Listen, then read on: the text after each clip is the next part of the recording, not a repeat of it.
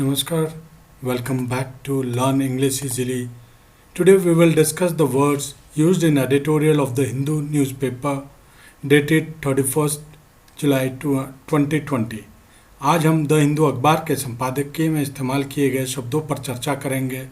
आपने previous videos भी देखे होंगे जिस पर हम लोगों ने ये चर्चाएं की थी। अगर आपको ये वीडियो अच्छा लगे तो लाइक करना, शेयर करना, सब्सक्राइब करना और साथ ही बेल आइकन बजाना ना भूलिएगा।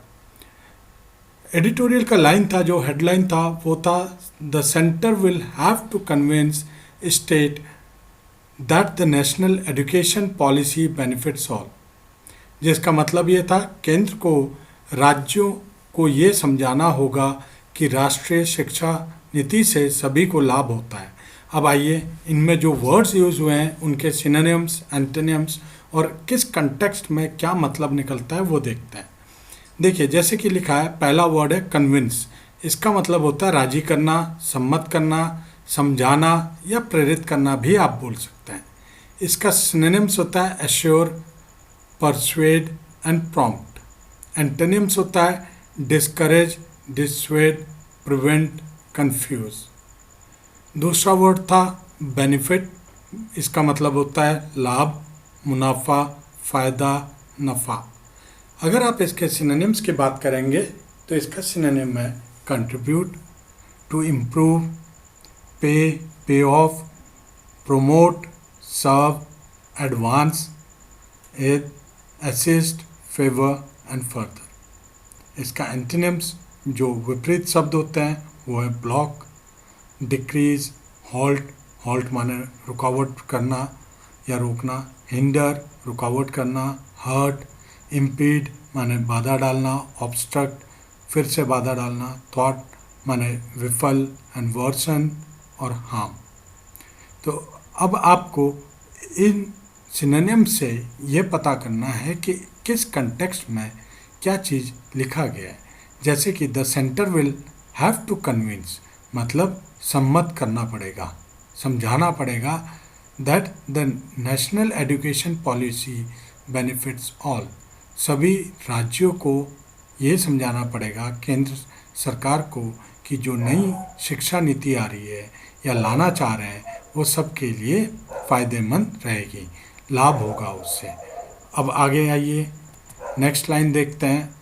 The national education policy 2020 announced by the Ministry of Human Resource Development sets for itself the goal of transforming the system to meet the needs of the 21st century India। देखिए, हिंदी इसका क्या होता है। मानव संसाधन विकास मंत्रालय द्वारा घोषित राष्ट्रीय शिक्षा नीति 2020 में 21वीं सदी के भारत की ज़रूरतों को पूरा करने के लिए प्रणाली को बदलने का लक्ष्य निर्धारित किया गया है। अब देखिए, यहाँ पर एक वर्ड यूज़ हुआ है अनाउंस। वर्ड अनाउंस है, उसका पास्ट टेंस है अनाउंस्ड। अनाउंस का मतलब होता है घोषणा करना, ऐलान करना। तो यहाँ पर नेशनल एजुकेशन पॉलिसी घोषित की गई है। सिनोनिम्स होता है डिक्लेयर करना, disclose, issue, publish, release, report या रिवील, दर्शाना जिसे आप बोलते हैं। एंटोनिम होता है कंसील माने छिपाना, हाइड छिपाना, होल्ड रोक के रखना, कीप रखना, सप्रेस दबाना, कीप क्वाइट मतलब चुपचाप से रखना, चुप रहना, सीक्रेट यानी गुप्त रखना। तो जब अनाउंस किया तो गुप्त नहीं रखा, यानी पब्लिकली बता दिया गया है। तो इसका एंटोनिम्स ऐसे याद करेंगे आप। दूसरा है गोल। गोल का शाब्दिक अर्थ है लक्ष्य, उद्देश्य, महत्वाकांक्षा और इरादा। Goal of transforming the system बोल रहा है। अब इस कंटेक्स्ट में अगर आप पढ़ेंगे तो ये क्या बोलना चाह रहा है कि शिक्षा नीति बदलने का लक्ष्य है। गोल माने यहाँ पर लक्ष्य है, तो इसका मतलब लक्ष्य या उद्देश्य एक ही होती है। इसका सिनोनिम्स आपका ambition, intention, objective and target. Antonym होता है बिगिनिंग एंड स्टार्ट। गोल होता है, जब आप ये देख लीजिए, याद कैसे करेंगे, किसी एक रिजल्ट पर पहुंचना वो लक्ष्य है, और शुरू करना, एक स्टार्ट करना वो उसका एंटोनिम हो जाता है, क्योंकि लक्ष्य अंत में आता है, ठीक है। और शुरुआत उसका एंटोनिम्स हो जाएगा, विपरीत शब्द हो जाएगा। आइए आगे देखते हैं। फिर से इसमें हमने कुछ वर्ड लिए हैं, जैसे transform. The goal of transforming, इस ट्रांसफॉर्म वर्ड से ट्रांसफॉर्मिंग बना है, ठीक है। इसका मतलब होता है परिवर्तन करना, रूपांतर करना या बदलना। इसका सिनोनिम्स होता है अल्टर, वही बदलना, कन्वर्ट चेंज करना, बदलना, मोल्ड, म्यूटेट इसका मतलब भी होता है चेंज करना, रिकंस्ट्रक्ट दोबारा से बनाना, रूपांतर करना, रीमॉडल, रिवैम्प, रिवैम्प लिख लिया आपने, रिवोल्यूशनाइज, ट्रांसलेट, ठीक है। इसका एंटोनिम्स होता है प्रिजर्व, जैसे का वैसा रहने देना, स्टैग्नेंट, होल्ड, रिमेन। अब यहाँ पर एक और शब्द आया आपका सिस्टम, यानी प्रणाली, व्यवस्था, पद्धति या तंत्र। तो arrangement, organisation, rule, scheme, structure इसका सिनोनिम्स है। एंटोनिम्स है इसका डिसऑर्गेनाइजेशन, फ्रैक्शन और डिसऑर्डर। अब ये दोनों शब्द का उपयोग कैसे हुआ था देखिए। Itself the goal of transforming the system, मतलब प्रणाली में बदलाव के लिए लक्ष्य निर्धारित किया गया है। आइए नेक्स्ट लाइन देखते हैं। In a federal system any educational reform can be implemented only with the support from the states and the centre has the joint task of building a consensus on the many ambitious plans. ये बोलता है संघीय प्रणाली में किसी भी शैक्षिक सुधार को केवल राज्यों के समर्थन से लागू किया जा सकता है और केंद्र के पास कई महत्वाकांक्षी योजनाओं पर आम सहमति बनाने का विशाल कार्य है। सबसे पहले इम्प्लीमेंट शब्द को देख लीजिए। इम्प्लीमेंट करना यानी लागू करना, प्रयुक्त करना, लागू किया गया हुआ या प्रायोगिक। सिनोनिम्स रहता है achieve, carry out, enforce rule में लगाना, रियलाइज, रिजॉल्व। एंटोनिम्स होता है फॉरगेट, गिव अप छोड़ देना, माफ़ कर देना या हार मान जाना, इग्नोर, नेग्लेक्ट, स्टॉप, हॉल्ट माने रुकना, प्रिवेंट कैंसिल, सीज खत्म हो जाना, हिंडर रुकावट, पोज स्थायी रूप से रोक देना। ये इसके एंटोनिम्स होते हैं। देखिए मैं जो आपको सिनोनिम्स और एंटोनिम्स बता रहा हूँ ये बहुत वाइडली वर्ड्स के सिनोनिम्स और एंटोनिम्स बताए जा रहे हैं। आपको इसे कंटेक्स्ट से भी समझना है और जब आप सिनोनिम्स एंटोनिम्स समझेंगे तो किस लाइन में क्या मतलब निकल के आता है ये धीरे धीरे आपको पता चलना शुरू हो जाएगा। अब जाइंट का मतलब होता है विशाल, महाकाय, बहुत बड़ा, विस्तृत, विराट। बृहत काय भी बोलते हैं इसे, जो बहुत बड़ा हो देखने में। इसका सिनोनिम होता है बिग, बिग माने बड़ा, कोलोसल वही महाकाय वाला, एनॉर्मस बहुत बड़ा, गार्गेंटुअन गिगैंटिक, ह्यूज, हल्किंग, इमेंस, जम्बो, मैमोथ, मॉन्स्ट्रस।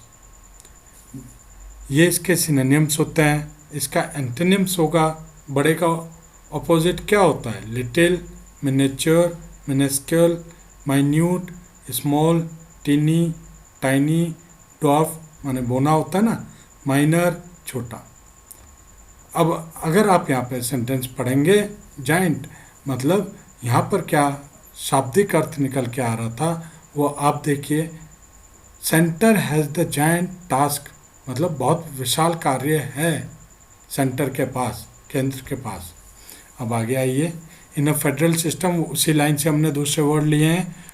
कॉन्सेंसस मतलब आम सहमति या सर्वसम्मति, सबकी सहमति होना जैसे आप बोलते हो।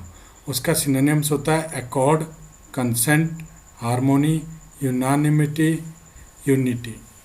एंटोनिम्स होता है डिनाइल, मना कर देना, डिसएग्रीमेंट, किसी चीज़ पर एग्री ना होना, डिसेंशन, अपोजिशन, विपक्ष में, रिफ्यूज़ल, मना कर देना साफ तौर पर, डिस्कॉर्ड, ना मानना, एम्बिशियस, महत्वाकांक्षी, उच्च आकांक्षी, अभिलाषी, एम्बिशियस वर्ड का सिनोनिम होता है determined, aggressive, earnest, energetic, enthusiastic और resourceful.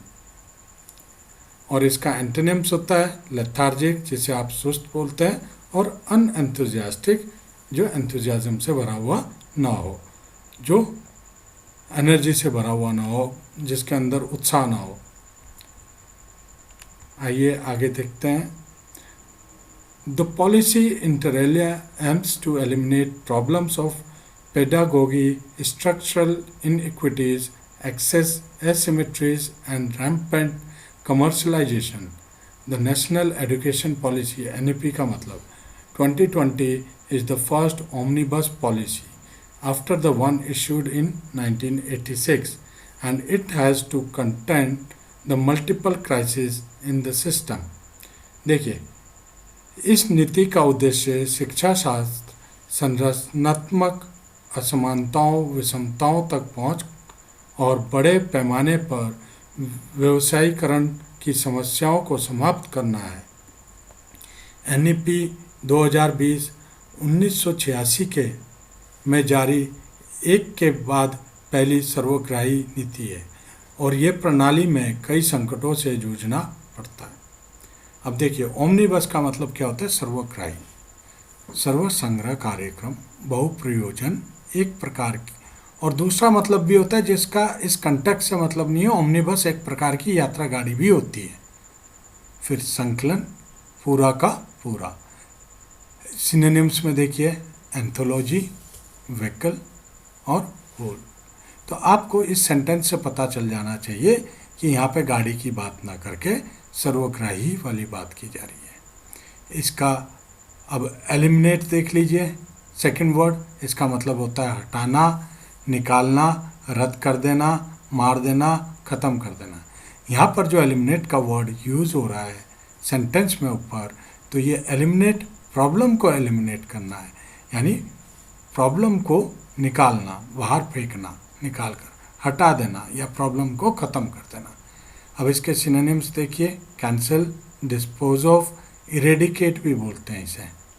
Erase, exclude, get rid of, किसी चीज़ से छुटकारा पाना, knockout, phase out, stamp out, waive, wipe out. और इसका एंटोनिम्स होता है add, aid, create, establish, hold, retain, approve, build, include, initiate, preserve and save. कई सारे सिनोनिम्स और एंटोनिम्स एक साथ दिए हैं ताकि आपको कुछ 14 या 15 मिनट के अंदर में ऐसे वर्ड सीखने को मिल जाएं जो आपको काम आ सके।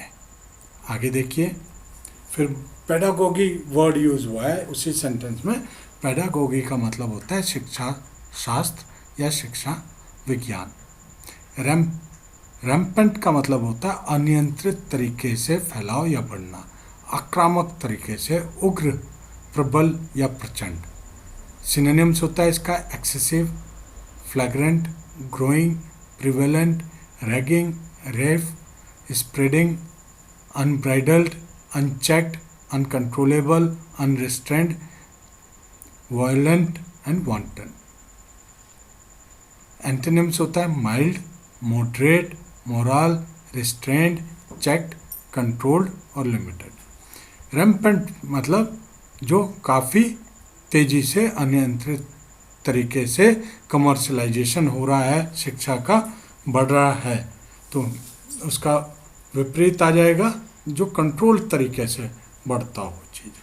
तो ये सारे सिनोनिम्स और एंटोनिम्स रहेंगे रैम्पेंट के। मुझे उम्मीद है आपको ये पसंद आया होगा। आज के वीडियो के लिए सिर्फ इतना ही, फिर मिलते हैं नेक्स्ट वीडियो में।